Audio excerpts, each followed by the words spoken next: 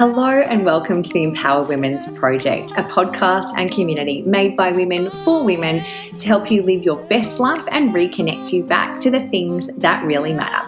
Today, I'm diving into all things detox. It's something that I'm really passionate about, something that I've been practicing in my own life for almost 20 years and have so many questions asked of me often of how do I even get started? What do I do? How do I do it well? So I thought, you know what? Let's jump into a podcast so we can explain all the ins and outs so that you can start to plan your own detox as well. So let's jump in. Hey guys, it's Kate with you here today, and today I'm excited to talk with you all things detox. I've had a lot of people asking me questions around what to do and how to do it over the last few months, so I thought I'd jump in and share some information with you so that everyone can kind of benefit from it.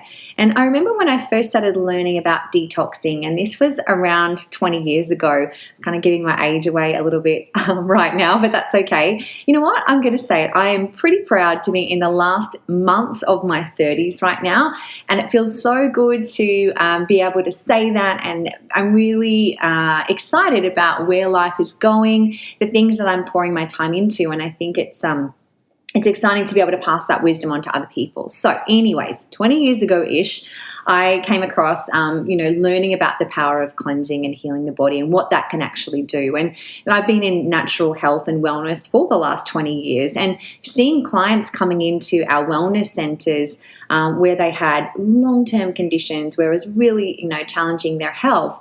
But when they actually started to incorporate a cleanse of some sort, and I'll kind of go through a few different options, if you are curious to do that for yourself right now, what we were seeing, the healing that would start to take place was just amazing. And so the more I learned, the more I realized that being able to cleanse your body, it's just like spring cleaning your house, right? You don't leave it for 3 years and then kind of, if you do, you go through the cupboards and there's dust and there's bugs and there's all sorts of things that's kind of built up over time. The body is exactly the same.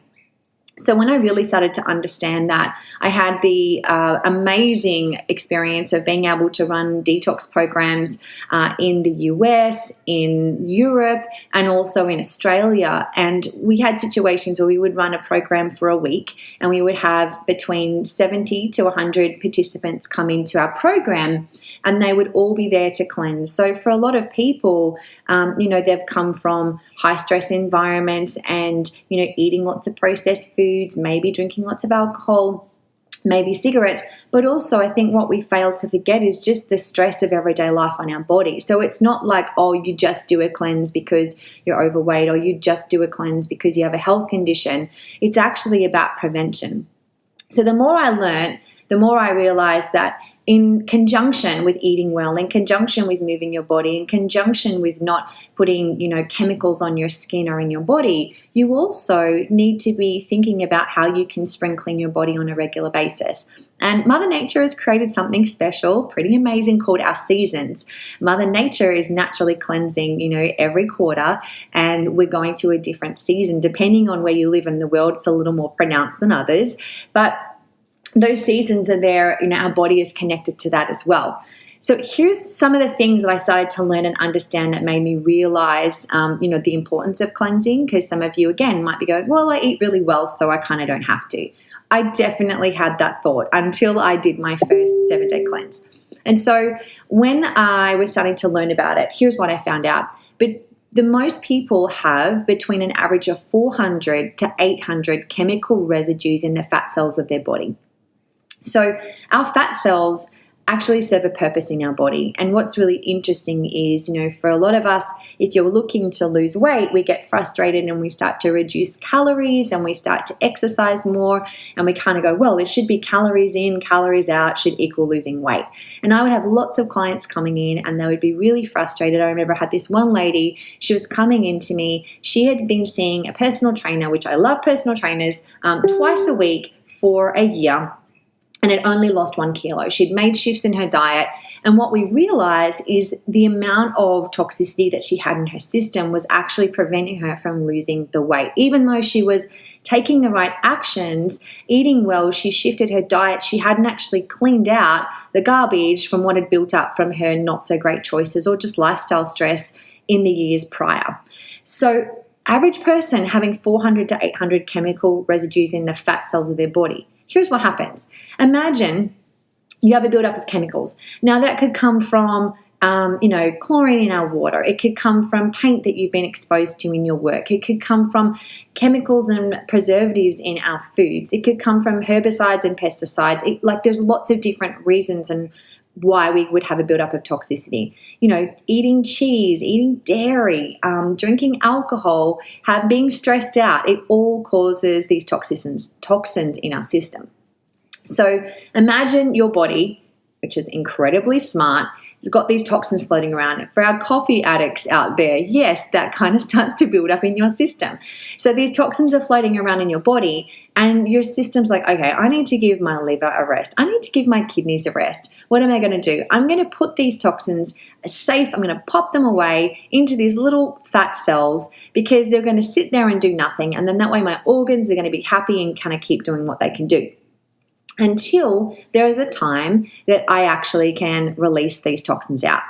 So then we start to diet. We start to make changes. We might start to, have diet drinks. We might start to have less sugar and all these things. Maybe we just make some really positive lifestyle changes, but we get frustrated because our weight isn't shifting.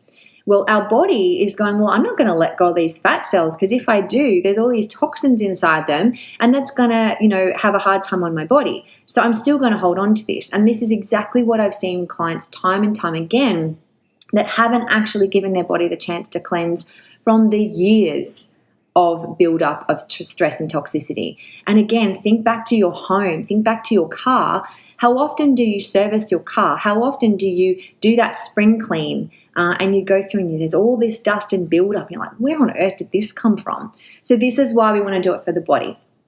So not only do we have the buildup of toxicity in the fat cells of our body, the other thing that we can have, and I'm going to talk about your colon, is a buildup of undigested fecal matter in our large intestine.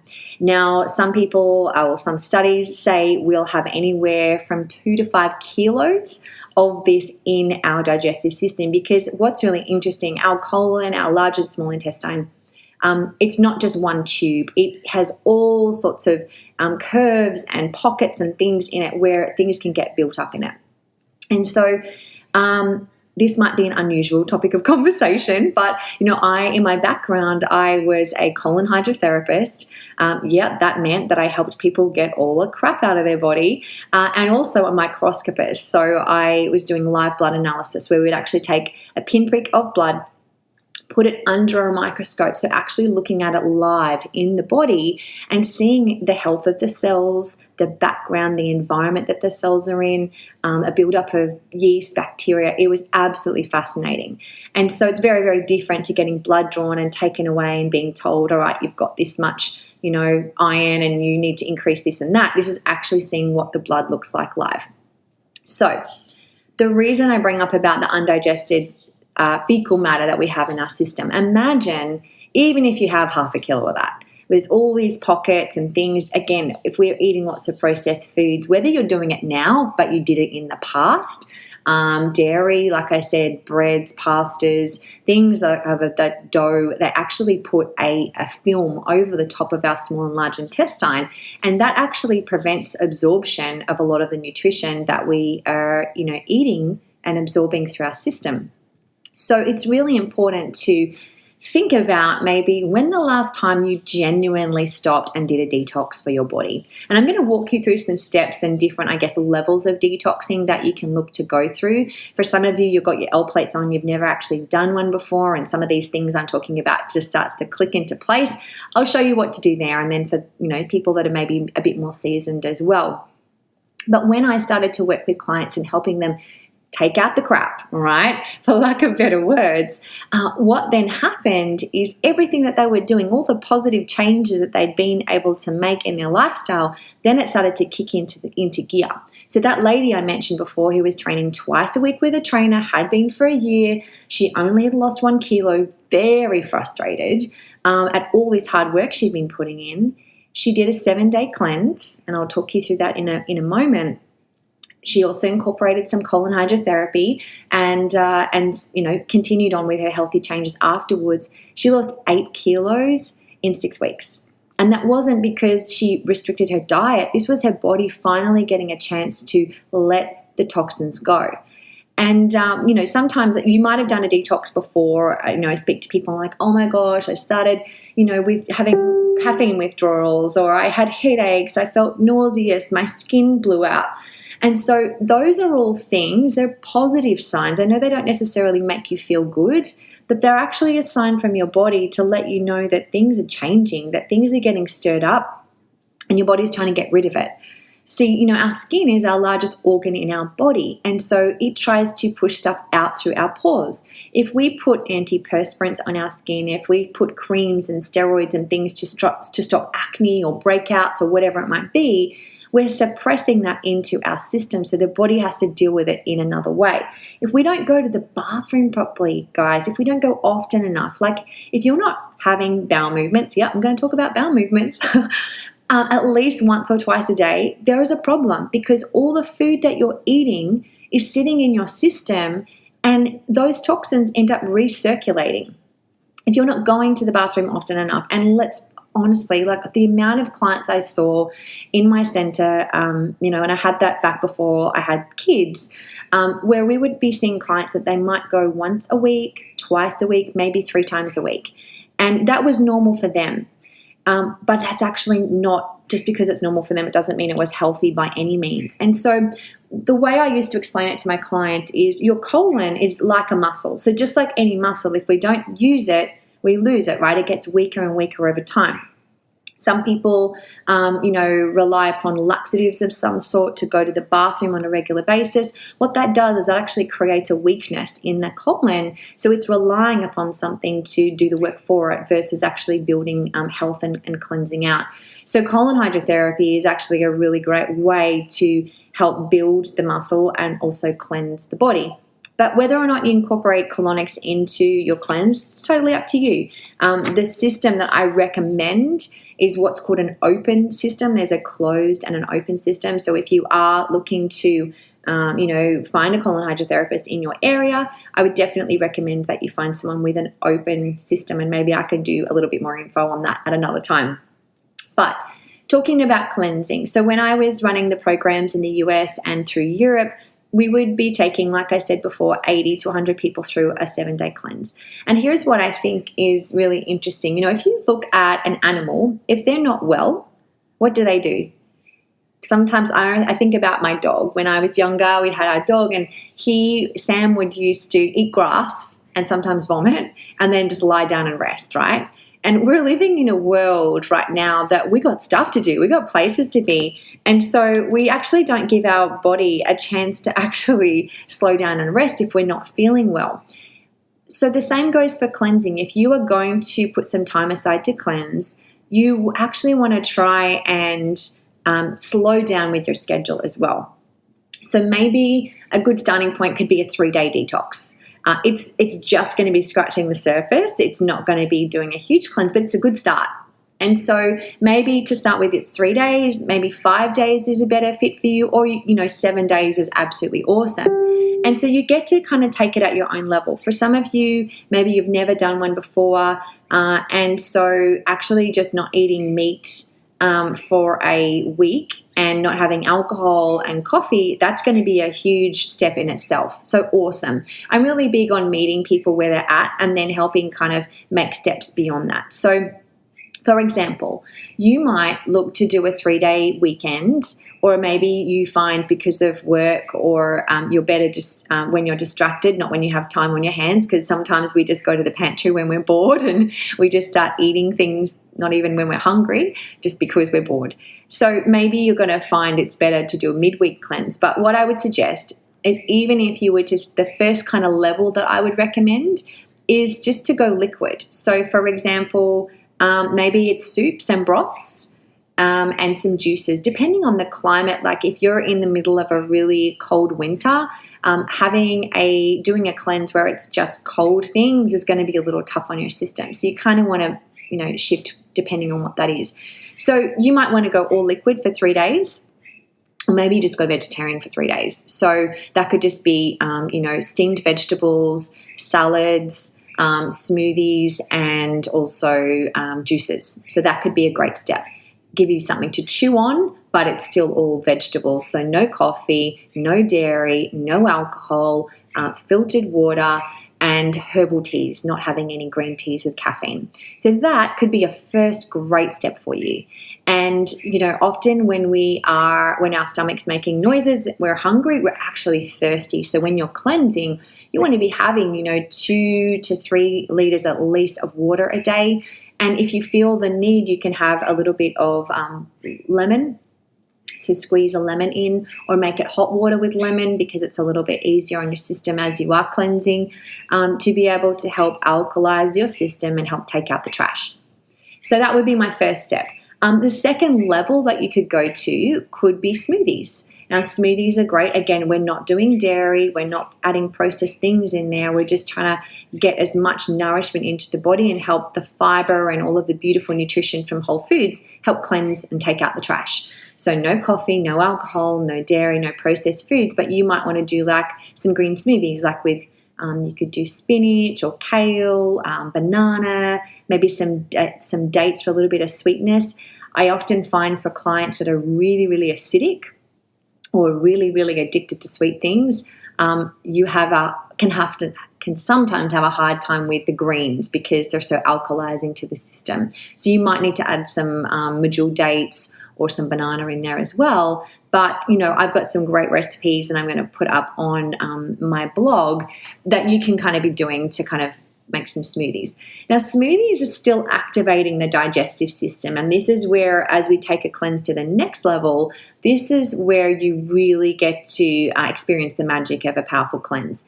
When we're juicing, a lot of people say, well, why would you juice? So juicing, yes, it takes the pulp and all of the fiber out. What happens is our digestive system, you think about when you wake up in the morning to when you stop eating at the end of the day, it's working a lot, right? You might get up and start eating from 7, and maybe you have your last meal or snack at 9 p.m. at night, for example, or you might have those late night munchies and it's still going.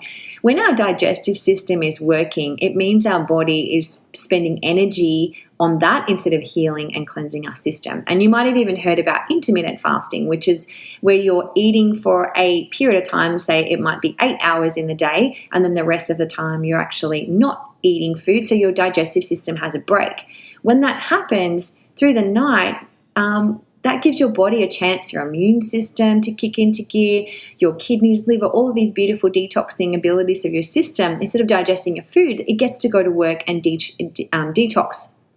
So if we're eating all the time, it's actually taking energy away. And, it's said that up to 80% of our body's energy just spent in, day-to-day activity, not if you're exercising, this is just the daily processing of your system, is actually spent on the digestion and assimilation of food. So when we actually juice, we're actually allowing our digestive system to take a break.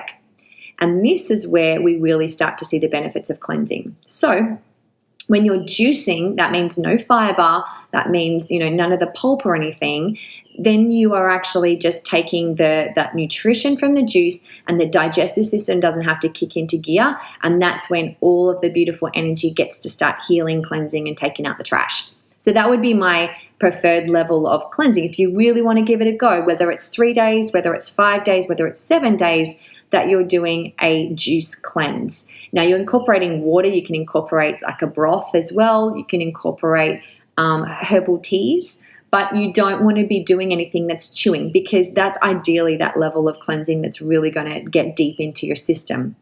Now, some people, depending on their goals, they'll also do a period of water fasting where it's just drinking water, and you're like, oh my gosh, that just sounds too much. Totally fine. I want to meet you where you're at. So, 7 days is a great period of time. Some people find like, oh my gosh, I can't not eat for 7 days. That's ridiculous. When you're actually in it, though, you start to realize how often you do just grab something because you're bored, rather than hydrating your body, and you start to listen to your body so much better. So start with 3 days, shoot for 5, and if you can do 7, amazing. But the thing that happens in a cleanse one of my favorite juice combinations, actually, I'll just mention, and again, I've got the details in my blog, which I'll pop into the show notes, it's called a Kabbalah juice. So you've got carrot, apple, beetroot, lemon, and I like to add ginger and cucumber in there. And it's beautifully alkalizing. The lemon gives it a really nice tang as well. So it kind of hides a lot of the other flavors that are in there if you kind of have a bit of a funny palate. And so what that's doing is helping the blood. It's helping cleanse so many different parts of your system. And so what I like to do as well is, there's different levels of juicing. You might have heard about cold pressed juicing versus, the juices that sound like a lawnmower and you can just throw stuff in there. Now, at the end of the day, I like to talk about compared to what. So if you're going to do a cleanse and you only have a high-speed juicer, awesome. That's better than not doing anything, right? But if you can have a cold pressed juicer, it's kind of like where it protects the enzymes and all of the nutrition within the vegetables that you're juicing so that they're not kind of denatured through that high processing and high speed juicer that a lot are out there. So when you're making a juice, you don't want to just go to the shop and get one of those things that have been sitting in a bottle for a week that, probably been pasteurized and processed in some way. I'd much prefer that you try and make it yourself. So if you have to use the one you've got, that's fine. Again, I compared to what? Better than doing nothing. So when you're juicing, or when you're cleansing at any level, depending on, I guess, the level of toxicity that you've experienced over the years, you will experience what I call different healing responses or healing reactions. And this is often what I find is when people will kind of quit mid-cleanse because of how they're feeling. And we have to realize that if we're feeling nauseous, if we've got headaches, of course it doesn't feel good. I completely understand. I've been there. Tell you what, when I did my first cleanse, I had crazy body aches. I was so fatigued. And I remember this one morning getting up out of bed to go to the bathroom, and I kind of just ended up on the floor in the bathroom because I didn't have the energy to walk to the toilet. It was crazy. I was like, oh my gosh, but I'm a healthy person. What is going on? And I was probably 3 days into my cleanse at that time, and it was just liquid. So we were doing wheatgrass shots. We were doing our veggie juices. We were having beautiful warm broths as well. But my body was, for the first time at that point in 23 years, I hadn't actually ever stopped to give my body a rest. And so for some of you might be kind of doing the math on, your life going, whoa, I've actually never given my system a rest. So when this happens, all of your energy that your body normally would spend on digesting is cleansing, taking out the trash, right? So those toxins, they have to recirculate through your system before they leave your system. And so that's the tough part where you might feel crappy, you might feel emotional, you might be snappy, you might start craving certain things, you might have an upset stomach, you might be constipated, you might have diarrhea, you might have a breakout. What else might happen? You might even feel nauseous, you might even throw up. Like, it's just the body purging. And we could go, oh no, that is bad, I'm going to stop. Well, yeah, you could do that. But what are you actually still holding in your system that you haven't given a chance to get it out? So my recommendation is when you do cleanse and you start to have these healing responses, that you realize it's a good thing. Your body is getting rid of this stuff out of your system from who knows how long has been there. And so what you can do to help with the healing process and response through your cleanse is that's when I would recommend to incorporate colon hydrotherapy as well, because it will help remove the toxicity from your system faster. So it's definitely something that I find for my clients that would, really have some big healing responses when they'd have a colonic, that would really help kind of take that out of their system faster.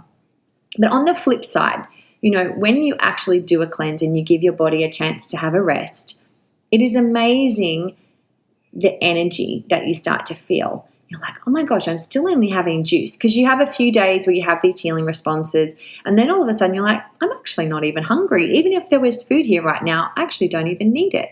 You start wanting to drink more water. Your skin starts to have this beautiful feel to it.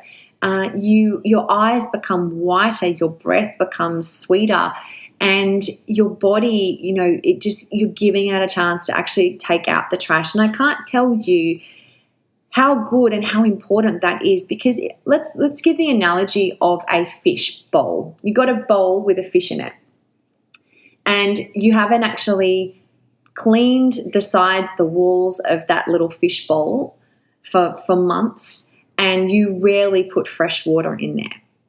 What do you think is going to happen to the quality of that fish's life, right? What's going to happen to the walls? Is it probably going to get a bit slimy? Is it probably going to get maybe a little bit green? There's going to be less oxygen in there. The same goes for our body. But what happens is we think, oh, I just need to exercise more. I'll just do that quick diet and I can lose some weight here. Or it's not about that, guys. This is about building health and longevity in your body. And I look at so many health conditions that now experts are saying are lifestyle related, that it's not something that just happens to you. It's based upon, habits and choices, not just happening once or twice. It's consistently. So if coffee is your thing and you need it every day, and if you don't have it, you've got major withdrawals and headaches, probably got a problem there that you want to actually start to rewind and get to a point where you can enjoy it, but you don't need it. The same goes for any other habits that you've got going on.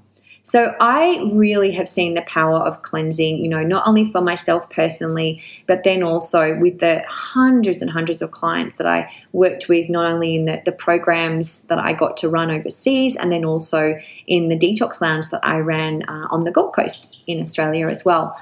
So just, I guess, in wrapping up, I really would love you to kind of think about, well, what is the next right step for you? Maybe look at a period of time over the next month that you can slow down, whether it's 3 days, you start on a Friday morning or a Thursday night, and then you come out of your cleanse maybe on the Sunday evening, or if you want to do a midweek, or if you just realize, well, I'm just going to go all in and I'm going to do, 5 or 7 days, you get to choose what level. Remember, you can either, be eating vegetarian, no dairy, no processed foods, no wheat or anything like that, no rice. You could do smoothies, salads and broths. You could just do smoothies, or you could also do juice, or next level, you could be doing a water cleanse and then incorporating colon hydrotherapy or other things to help in that process as well. So you get to choose the amount of time and what level you can play at. But over time, I'd recommend that you start kind of either increasing the length of time that you're doing it for, or that you're also, increasing the higher quality of cleansing, meaning going for juicing or smoothies and broths versus chewing, because then you get to actually give your digestive system a rest as well. The other thing that's important as you come out of a cleanse is you don't want to just go back to eating the same old way, right? Because your body's just been on this beautiful holiday and it's had a chance to actually slow down and heal. You don't want to just hit it with a steak on the next meal. You want to come out of the cleanse. So it's important to, as you start to finish your cleanse, that the way you exit it is just as important as what you were doing during it. So, for example, what I would recommend is as you're coming out of a cleanse, that you start to incorporate soups and salads and stir fries and maybe some brown rice. Definitely try and ease off on the dairy if you want to have a protein of some sort, whether it's tempeh or tofu or maybe some grilled fish, just something that's lean and not fatty and that's going to have a really hard time in your digestive system as well, depending on your eating goals and what you do. You don't need to start with bread and those heavy things as well. Just give your body a chance for that re-entry phase, because that's super important too. So I hope that's been helpful. I definitely have a lot of questions that come at me all the time. The other thing, I'll definitely touch on this more in a future podcast, but for those people that are looking to do a cleanse leading into preconception, it's the best thing you can do. It's what I did for each of my pregnancies. And, to think about if you're going to have a baby or plan to have a baby, that you and your partner, you want to have an incredible body before you actually, and level of health in your body before you actually start to try and conceive a baby. So it's not just what mama's doing, it's what dad's doing too, right? So if you were to have a period of time where you both weren't drinking, where you both were eating really well, but then you also actually did a cleanse together, because, you know, dad has just as much to do with making a baby as mama. So it's about kind of just thinking about those steps, but I'll definitely jump into that on a future podcast as well. So I hope that's been helpful. If you want to learn more, I'll pop my details into the show notes. You can check out my blog at kategolay.com, and I'll be sharing some more information there about different recipes that you can use to be able to cleanse, and at whatever level you feel comfortable in getting started with as well. So as always, if you have loved today's episode, it would be awesome if you could head over to the iTunes store and give us a 5-star rating. And also, we're always looking for amazing people that are living their best life, inspiring others that we can interview. So if you've got someone in mind, please connect with us, and we look forward to seeing you on a future podcast.